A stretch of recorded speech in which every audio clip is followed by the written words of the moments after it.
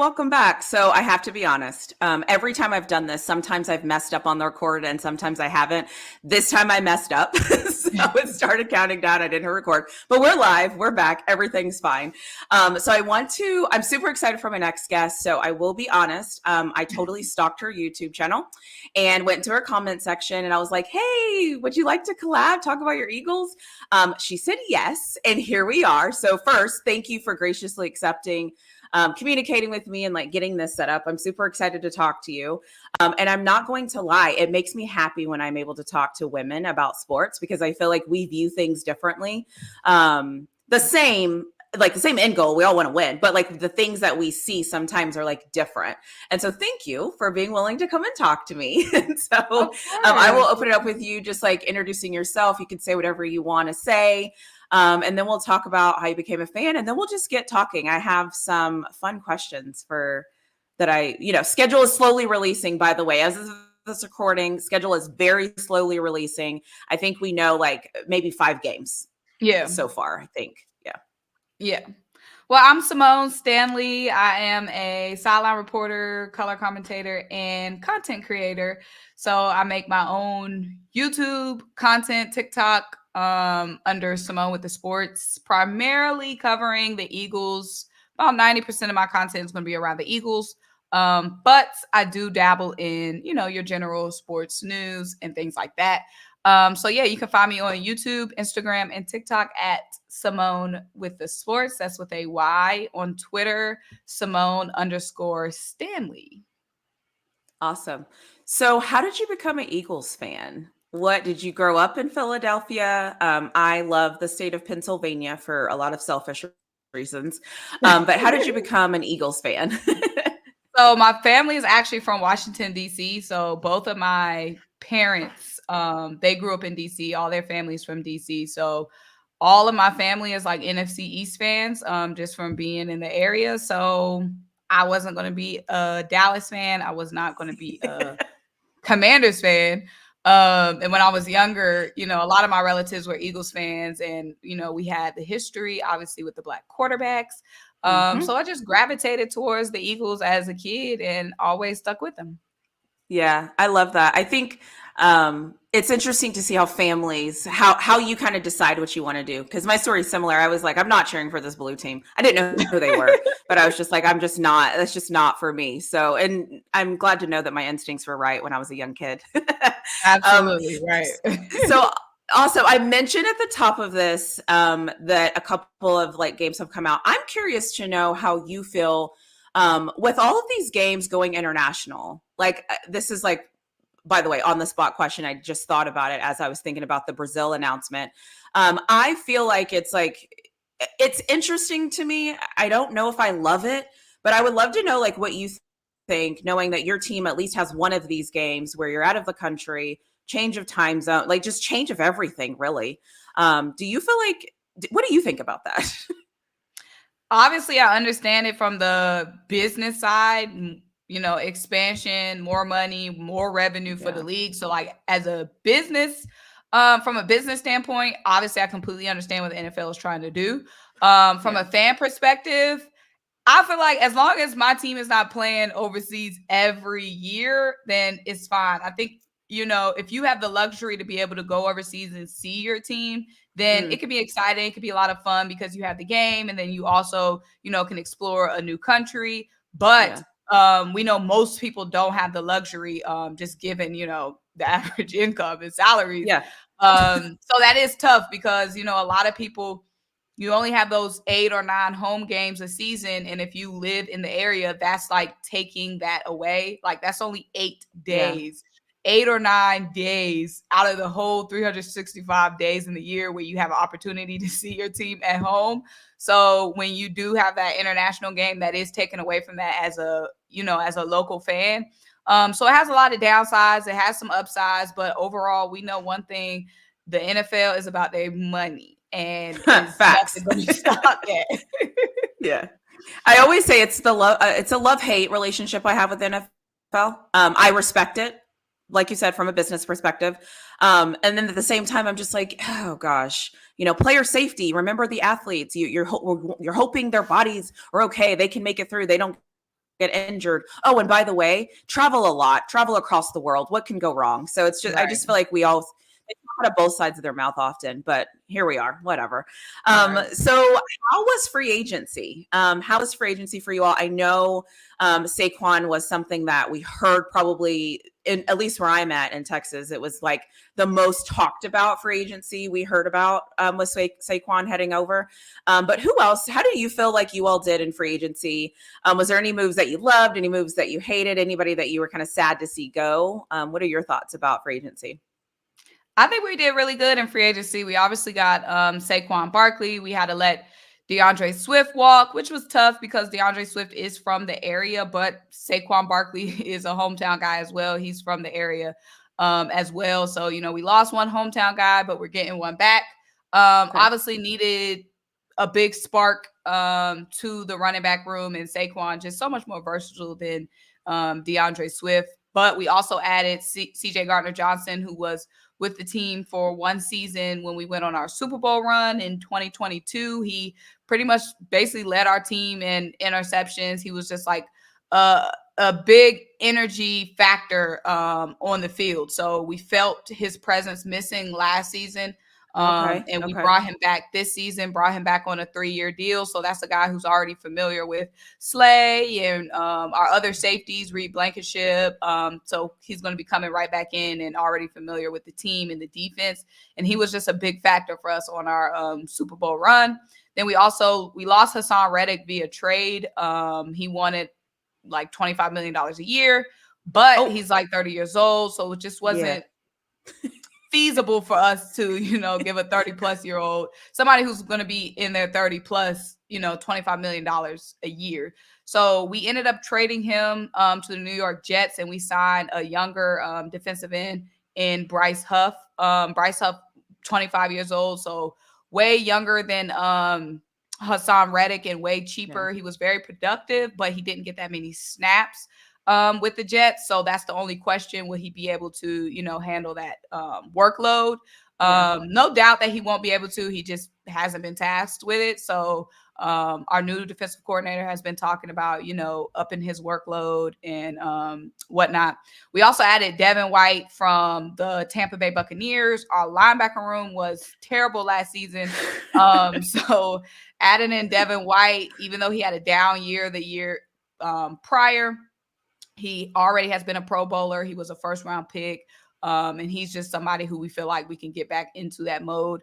He has some issues with the Bucs organization, which probably led to, his decline a little bit for that one season. But our linebacker room needed a lot of help. So adding Saquon, adding Devin White, adding CJ Gardner-Johnson, Bryce Huff, all big major moves. And then we also extended a lot of guys. We extended Devontae Smith for 3 years. We extended AJ Brown. We extended Landon Dickerson, one of our guards, and we also extended Jordan Mailata as well, one of our tackles. So we locked up a lot of our offensive pieces for the long run, and then added in Saquon, and then we added in a lot of pieces on the defense as well. So I really think we did really good in free agency. Definitely complimented our free agency class with our draft class. So I think overall we addressed pretty much all of our biggest issues that we had last season. Awesome. I just realized, how is the fan base feeling about Kelce and Fletcher Cox retiring? I'm assuming it wasn't necessarily a shock, because I feel like a lot of us kind of saw it coming. I think Kelce admitted he came back an additional year. He was actually going to retire the year before. But how is everyone feeling? It's weird. It's always weird when you lose certain players. It's just weird. I don't know how else to describe it, because you're just so used to them being a staple. And then when they're not there, you're just like, wait, okay, this is weird. Right. No, yeah, it's definitely like a tough situation, because, you just have that fandom. Those are players that were anchors of our defense and anchors of our offense, and they were leaders on the team and like fan favorites. So it's definitely tough to see them go. It wasn't a shock though, because like you said, Jason Kelce has been flirting with retirement for like the last 3 seasons. So like it wasn't like a shock. Yeah. Same with Fletcher Cox for like the last 2 seasons. It's been like, okay, is he coming back? Is he not? So it wasn't like Oh, a big Fletch. shock. But of course, we're going to miss them. We've been drafting their replacements and prepping their replacements. The 2 drafts prior to this one, we took defensive tackles with our first round pick. We got Jordan Davis in the 2022 draft, defensive tackle. Then we went defensive tackle with our first round pick in the 2023 draft with Jalen Carter. So we've been prepping for Fletcher Cox being gone. And the best thing is that Fletcher Cox stuck around that year to be able to mentor Jalen Carter and mentor, Jordan Davis together. So they definitely got that knowledge and that insight from him. And they've been getting worked and being prepared for Fletcher not being there. Yeah. Same with Jason Kelce. We drafted his replacement in the 2022 draft. I was wondering. Oh, okay. So he's had a replacement on standby. Yeah. So we drafted his replacement in 2022, Cam Jurgens out of Nebraska. So we got him in the second round. And that was a guy like that Jason Kelce has scouted and Jason Kelce like felt like would be a good replacement. And he's now had 2 seasons to play because he can play guard and center. So he's had 2 seasons to play alongside Jason Kelce, learn from Jason Kelce. And then also our offensive line coach, Jeff Stoutland as well, who helped develop all of the talent. So we've been prepared for Fletcher Cox and for Jason Kelce. So it makes it less painful. Definitely going to miss their energy and their vibes, but Jason Kelce has been around the facility this whole offseason. I heard he has been there every day. Yeah. Like he doesn't want to go home. It's like he wants to play football without having to use his body. And I respect that. I mean, he probably it's probably glorious for him to know that he doesn't have to be out there wearing this heavy gear, but he can help. And who doesn't want Jason Kelce around their organization? Who would say no to that? Absolutely. I have heard great things about that offensive line coach. I heard he knows what he's doing and he develops guys with the best of them. I heard he's tough, but he knows what he's doing, which is all you could ask for. I'll take tough any day of the week as long as I can see results. That's the name of the game. So how was the draft? I will say there's a couple of teams I love to watch draft because I think they usually nail it and they're usually very strategic, very organized. You kind of can see the plan, even if you're not really like a diehard fan, but you can kind of see where they're going. One is my Steelers. We usually do like foundation and then like other things. But the second one is the Eagles. I think you all draft really well. I think really for the past 5-6 years, I like day 2, day 3. I'm not a day 1 girl. I like day 2 and day 3. I feel like that's where the meat and potatoes comes from. But I would love to know your thoughts on how you feel like you all drafted. Who are you excited to see? Sounds like you all draft to replace, which is what I feel like you get the luxury of doing when you have a good football team. How do you feel like you all did this year?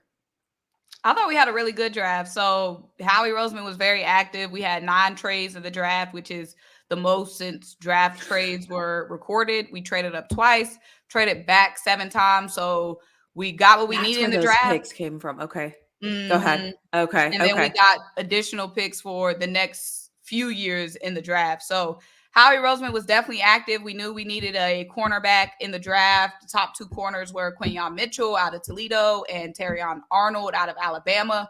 We were picking at 22, so we weren't sure if, one of those guys would be available at 22, but everything worked out in our favor. We thought we was going to have to trade up for one of those guys, but both of them were available at pick number 22. So we got to pick between the 2. Ended up going with Quinyon Mitchell, who has a speed factor over Terrion Arnold. So Quinyon is going to be coming in here, and that's somebody who could potentially be a day 1 starter. Again, our secondary was terrible last season, and then we already going and addressing it, adding C.J. Gardner-Johnson back at safety, and then getting a day 1 starter in the draft with Quinyon Mitchell to just automatically upgrade our secondary. Love that. Absolutely, and we haven't drafted a corner in the first round since 2002. So just making all the changes that we need to make this team better and be serious about a Super Bowl run. In the second round, we ended up trading up to get Cooper DeJean. Now, Cooper DeJean was somebody that we were going to be interested in at 22. If Terrion and Quinyon were off the board, then we were going to target Cooper DeJean at 22. But we didn't end up having to be in that situation. Cooper DeJean was available in the second round, so we traded up for Cooper DeJean, and that's somebody that we were interested in the first round, and we ended up being able to get him in the second round. That's someone who can play cornerback, he could play safety, he could play in the slot, also on special teams as a punt returner.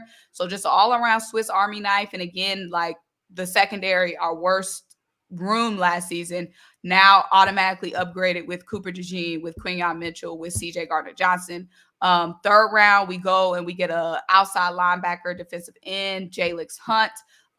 Again, our defensive line did take a hit with Hassan Reddick leaving and with Fletcher Cox leaving. So again, we wanted to address that area. Then we go running back in the fourth round with Will Shipley out of Clemson, just your Swiss Army knife type of running back, upgrading that position because outside of Saquon Barkley, we have Kenny Gainwell who will be returning, but Kenny Gainwell is a little unreliable. I was just okay. I was gonna say, how do you guys feel about? Okay, cool. We're on the same page. Okay.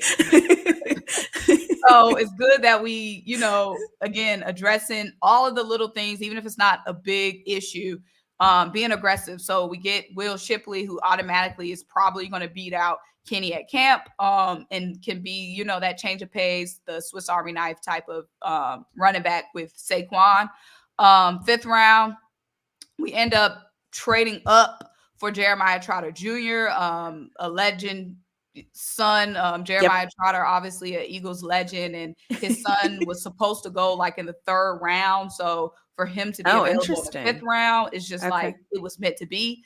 So we traded up to get Jeremiah Trotter Jr. We also drafted offensive lineman Keegan Murray out of Michigan. So coming off of a national championship, didn't give up a single sack last season.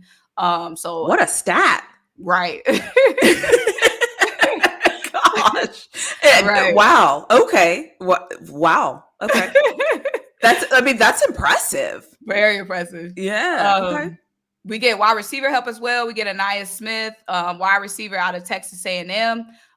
Really like gadget type of guy that can go in the slot. But again, we needed wide receiver depth outside of AJ Brown and Devontae Smith. It's just no real reliable help outside of those two guys. We did sign Devontae Parker and Paris Campbell in free agency, but we clearly need more competition there. So we get Anaya Smith out of Texas A&M, and then we also get another wide receiver, Johnny Wilson, out of Florida State University. So two guys that can come in, compete for that wide receiver 3 spot, wide receiver 4 spot. Then we rounded out with Dylan McMahon out of NC State. Dylan McMahon, center guard out of NC State. So that's another guy that we can, work with and shape up. That could be some potential depth behind Cam Jurgens at center with Kelce gone. Nice. I love that. Like I said, when I was looking it up, I was like, right. Okay. I remember watching this, and that's good. It's like, I always say, like, championships aren't made in the off season. However, I think the foundation to championships are made in the off season. Because it's like, you have to have talent. I mean, no matter what you say, yes, you have to have things that go your way. Yes, I got it. But you have to have talent. And if you don't have talent that can match what you're trying to do, none of the other stuff matters. And so it's always cool to watch some of these really good teams draft, because there's the secret sauce that they're doing. Like, they're drafting to win. And some other teams, I feel like they're just kind of drafting best talent available. Yeah. Oh, we hope they do what? And it's like, what's the plan here? Like, what's the actual plan? So I appreciate that. I did have a question just about, so you guys have a new defensive coordinator and offensive coordinator this year? Yes. Okay. And then how do you feel about that? Like, are you excited because like last year, I have my own thoughts of what I think happened last year. Those thoughts do not matter. Are you excited because you feel like last year it didn't work, it didn't fit? Or how are you all feeling about like the new DC and the new OC? I feel like everyone's really excited because last season we went with 2 rookies. Our defensive coordinator last year had never called plays in the NFL. Our offensive coordinator last year had never called plays in the NFL. So it just didn't make sense for a team that had Super Bowl aspirations to gamble with one of the most important parts of the game, which is play calling. So that didn't make any sense last year. And again, when it comes to just addressing all of the issues last year, I really like it. Also, last season, we took forever to hire. We did not hire our defensive coordinator until after the draft last year, which didn't make any sense. Oh, interesting. So Okay. we just was playing around. Yeah. So this year we made our hires quick. Obviously, our offensive coordinator, our defensive coordinator were able to go in the draft and, have an input on what guys would fit their scheme and Yeah. what guys Okay. wouldn't. A luxury we did not have last season. So I like it. I think the general consensus is we all like it. We really just needed veteran leadership in here. We needed veteran play callers to gain the respect of the team and already have proven systems that have worked in the NFL. So I haven't seen a single complaint from an Eagles fan in that department. Yeah, because that was my thing. So I just remember there was and I think they were like 7-0 or 8-0, or I don't remember what it was, but there was something that at some moment I just kind of was like, this doesn't feel right. Like, why? I sometimes knew what the offensive play call was going to be. I felt like Jalen Hurts was running way too much when he didn't have to. Anyways, there were so many things where I was just like, it's one of those teams where your team hasn't lost a game, but you can almost see the holes and you knew it was coming. It just took a minute for the losing to start, but it just didn't. I don't know. I just didn't like it. And I don't know about the rest of the world, the people listening to this. I became an Eagles fan because they were playing against the Chiefs, and at this point, nobody wants the Chiefs to win. Like, respectfully. Like, listen, Chiefs, if you're listening to this, like, screw you guys. You're the champions. Nobody cares about you right now. Everyone's trying to beat you. That's just what it is. And so for me, I was so excited. I was like, we finally have a couple of teams that can really, no matter who goes to the Super Bowl, they can compete. And then I was like, I don't think this is what we thought it was. So glad that that's addressed because I like the Eagles. And like I said, I will always cheer for my fellow Pennsylvania teams because I think it's fun when we're both good. I don't know why I'm weird that way. What concerns do you have going into the season? Is there anything where you're just, as you look at your team or as you just look at the history of your team, that you're concerned about any position or just anything in general? Honestly, I really don't have any concerns. This offseason is really similar to the offseason that we had when we went to the Super Bowl the season prior. The only issue there the season prior was defensive play calling. And our new play caller, Vic Fangio, he basically built the defensive scheme that Jonathan Gannon was trying to replicate. And it worked well throughout the season, but he got in over his head. So now we have the creator, the maker, the one who the mastermind behind the defense that, these other coordinators have been trying to chase after. So I really don't have any concerns. I mean, I feel like this team can go as far as injuries allow and as far as, performance random stuff. But I feel like we have all the pieces. Like I said, our biggest issue, play calling, addressed. Secondary, addressed. We got the best corner in the draft. We got arguably the second best corner in the draft in Cooper DeJean and Quinyon Mitchell. We added CJ Gardner-Johnson back to the safety room, one of the best defenders on our team when we did go to the Super Bowl. A lot of the younger players just getting more rhythm from last season and going into a second off season. The linebacker room addressed, upgraded the running back room, upgraded wide receiver 3, which was a big issue for us these last 3 seasons, was wide receiver 3. So upgraded that, extended AJ Brown, extended Devontae Smith, keeping those 2 guys happy. We also added 2 tight ends as well, to the tight end room. That's just a little minute issue we had, like just the depth behind Dallas Goedert. So address that, address the depth in the running back room, linebacker room, adding Devin White. So I feel like we, and then again on the offensive line, added more pieces there in the draft. So I feel like we addressed all of our issues. We addressed on paper. It just has to come together on the team. And I feel like just from seeing behind the scenes videos and looks at the team, it just seems like the vibes and the chemistry are already starting to be there early on. So as long as we can keep the chemistry good, as long as we can stay healthy, honestly, I feel like we're good. I mean, we still have $27 million in cap space, which is really most. Mm-hmm. That's Yeah, amazing. I know. So anything else we want to address, like as the season goes on, we'll have that money to add. Yeah. I feel like the biggest weakness right now is the defensive line. I feel like we can use some more depth there. But I feel like as a whole, like the team, honestly, I feel like it's giving a Good. Super Bowl run. Good, because my next question, another thing I think I speak on behalf of everybody about is when the Eagles play the Cowboys. If you have any sense, you're cheering for the Eagles. And so my next question is just about scheduling. I'm curious to know when you look at your schedule, how do you look at it? Like, who do you see are like, usually every year you're like, okay, we have to go play these guys again. Who are those teams where you're kind of looking at the schedule? Again, as of this recording, the full schedule is not out yet. We only know who's home and away. But who do you look at and you're like, okay, we have these guys, got to see these guys again. Oh, right. And these guys, because they're in our division. Like, who do you all kind of look at and say, okay, all right, okay, I know what we got this year.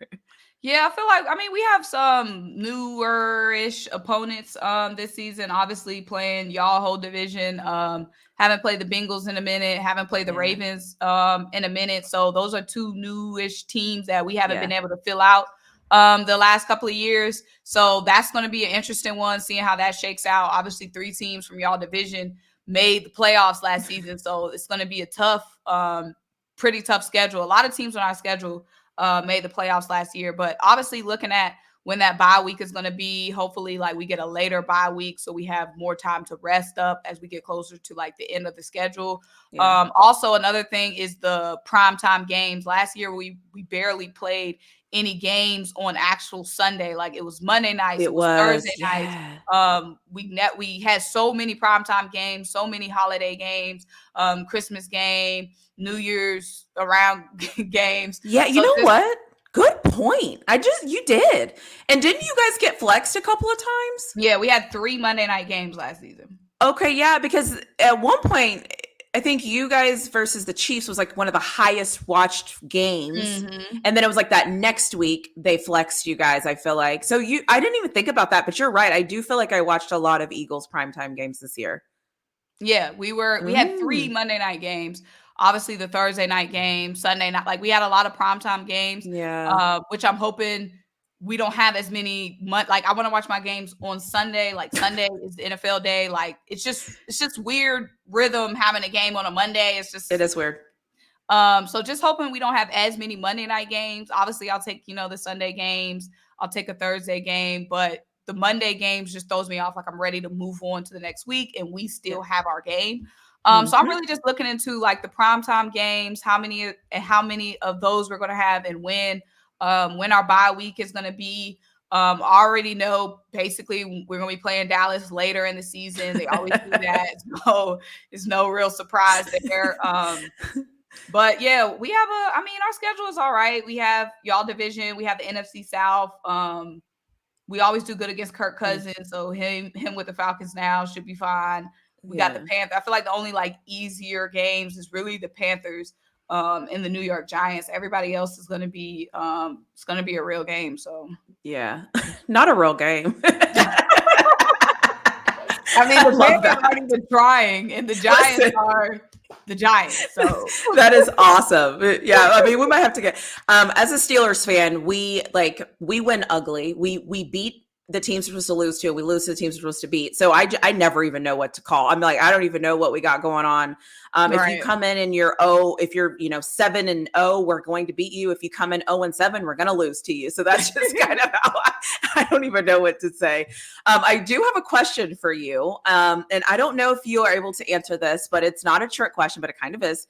Do you believe the AFC North is the toughest division in football?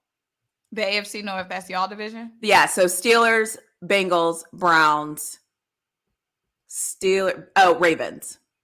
I think these last couple of years it has been for sure. Like y'all division have been sending multiple teams to the playoffs.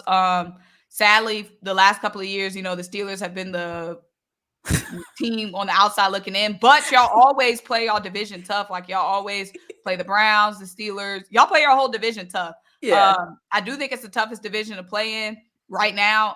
Because Okay. I mean, when you look at our division, you have the New York Giants, right? I think the Washington Commanders are going to flip it around this season just based off their free agency and based off their draft. But like the last 2 seasons, it's been like, okay, Washington is the Giants. Yeah. We're going to sweep the Giants. And we're really only The duking it poor out with the Giants. Cowboys at the end of the day. But for y'all division, like it could, Ravens, Bengals, Browns have been super competitive. So I do think y'all division is one of the toughest right now. Okay. I've been saying that. And then I thought, you know what? I need to stop. I need to shut up. I need to ask somebody, I need to start asking what other people think. I feel the same way. And so I was just curious to know, like, just being on in a different division, what you all see, because I think, you know how it is in life when you see your thing so often, you get, it's like an echo chamber and you're like, this is brutal. This is terrible. Right. This is aggressive. But then when I started looking, I'm like, it is brutal. It is aggressive. It is like, it's tough. Well, thank you for saying that.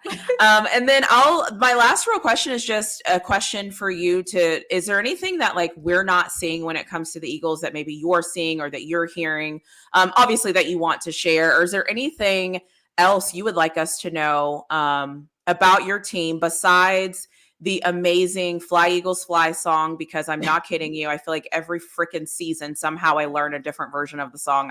I don't know how it happens. I would love to know if there's just anything else happening, that maybe we're not hearing about, or maybe that you think about when you think about your team. I feel like this season, I just feel like we're kind of flying under the radar, which is fine. Okay. We did the last time we went to the Super Bowl, we were flying under the radar. But this season is reminiscent of that season when it comes to what we did in free agency, what we did in the draft. So I feel like that's fine. Like if everybody want to talk trash, everybody want to, take us for granted because of what happened last season, that's a great spot for us to be in. I don't want to be the team everybody's talking about. I don't want to be the preseason favorites. I don't want to be the team, everybody's getting up for. I want them to sleep on us. I want them to think, we're still trash. So we could take them by surprise. So I like this position we're in. I like that we're not being talked about that much last offseason because we did come off the Super Bowl run. It was just Eagles, primetime game. So I appreciate that this season, we're able to go in the lab. We're able to, not be the most talked about and just get to work and take folks by surprise. Yeah, I think this year it's probably going to be like the Lions. I feel like every year the NFL has like a darling. And I feel like this year it's probably going to be the Lions because it was fun to watch them like do their thing and whatever. I feel like they're going to be this year's Eagles, where everyone's like, what are the Lions doing? What are the Lions doing? And then they just signed Jared Goff. So I feel like I could be wrong, but I feel like that's how the NFL goes. It's like the Chiefs and then whoever else they can find to kind of combat them. Yeah. Well, I appreciate you just like coming on, like I said, allowing me to publicly stalk you and you being okay with that. So I respect you for that. And just thanks for coming on and talking ball. Thanks for, showing up. I feel like there's so many things in life where like we just have to show up. And showing up is the hardest part. And so I just appreciate you for showing up, being present, obviously from a Black woman to another Black woman. I appreciate every single thing that you're doing. I think it's phenomenal. I think it's amazing. So thank you for being in spaces and for having a voice, being okay using that voice. I think it's always amazing to see. And I think it's super helpful to see those kind of things. So thank you for being so gracious with your time and your knowledge and being willing to talk to me when you don't know me from anybody. So I appreciate that. Do this again when we because we play y'all. So we definitely got to chop it up. Yeah, for sure. You just let me know, but I'm sure, we have each other's like information. I'm sure we'll be in contact, but I just appreciate also, this is like my vision that was in my brain. And so like actively doing it and seeing it and having people get excited to like come and share it with me. There's nothing better than that. So I appreciate you for being willing. Yes, of course. This was fun. Cool. Oh, and then what's the Eagles like hashtag? What is y'all? Oh, it's Fly Eagles Fly. Like on Twitter. I feel like our main thing is like Go Birds. Like, okay. Like Fly Eagles Fly. It's definitely Fly Eagles Fly and Go Birds. It's kind of like split hand in hand. But, Okay. you know, we mainly say go Birds in real life. Okay. Like, you know, if you what see we another say Eagles, versus reality. Okay, I yeah, got like you. if you see an Okay. Eagles fan in real life, you're not going to be like, hey, fly Eagles fly. Usually you're just like, go Birds, go Birds. Oh, okay. You So know, I then feel like Fly Eagles Fly is like the is more, hashtag. yes, fly Eagles fly is like, yeah, more of a hashtag. Go Birds More is of a definitely what you marketing. say in real life. Okay.